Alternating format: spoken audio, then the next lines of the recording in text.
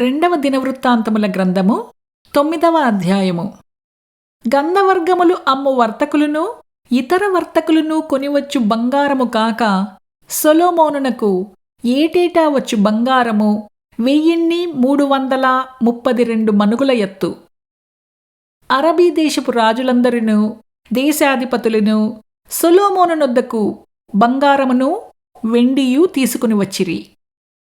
రాజైన సొలొమోను సాగగుట్టిన బంగారముతో అలుగులు గల 200 డాళ్లను చేయించెను. ఒక్కొక్క డాలునకు 600 తులముల బంగారము పట్టెను. మరియు సాగగుట్టిన బంగారముతో 300 కేడెములను చేయించెను. ఒక్కొక్క కేడెమునకు 300 తులముల బంగారము పట్టెను. వాటిని రాజు లెబనోను అరణ్యపు నగరునందు ఉంచెను. మరియు రాజు దంతముతో ఒక గొప్ప సింహాసనము చేయించి ప్రశస్తమైన బంగారముతో దాని పొదిగించెను. ఆ సింహాసనమునకు దానితో కలిసియున్న 6 బంగారపు సోపానములను, సింహాసనమునకు కట్టియున్న బంగారపు పాదపీఠమును ఉండెను.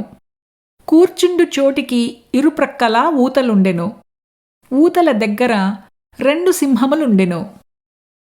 ఆ 6 సోపానముల మీద ఇరుప్రక్కల 12 సింహములు నిలిచియుండెను. ఏ రాజ్యమందైనను అటువంటి పని చేయబడలేదు.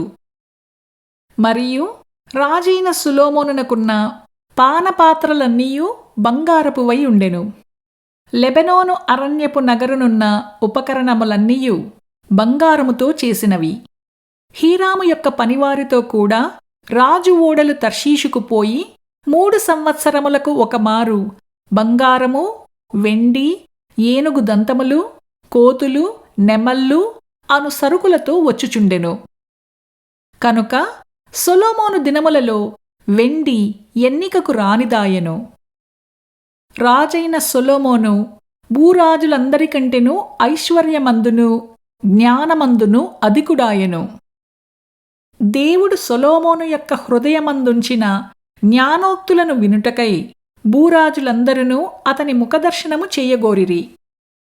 మరియు ప్రతివాడును ఏటేటా వెండి వస్తువులను, బంగారు వస్తువులను, వస్త్రములను, ఆయుధములను, గంధవర్గములను, గుర్రములను, కంచెరగాడిదలను కానుకలుగా తీసుకుని వచ్చెను.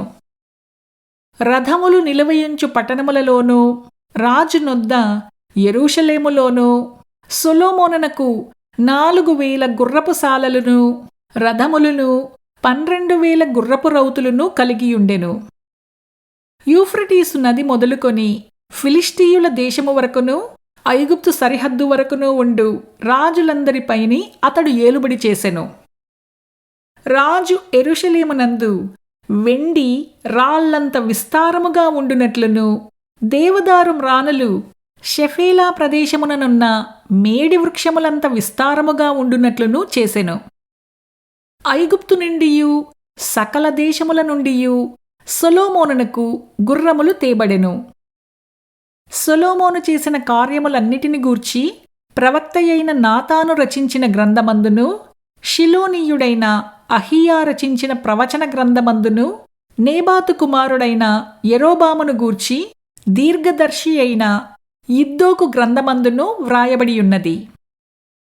సొలొమోను యెరూషలేమునందు ఇశ్రాయేలీయులందరి మీద 40 సంవత్సరములు ఏలుబడి చేసెను. తరువాత సొలొమోను తన పితరులతో కూడా నిద్రించి తన తండ్రి అయిన దావీదు పట్టణమందు పాతిపెట్టబడెను. అతనికి బదులుగా అతని కుమారుడైన రెహబాము రాజాయెను.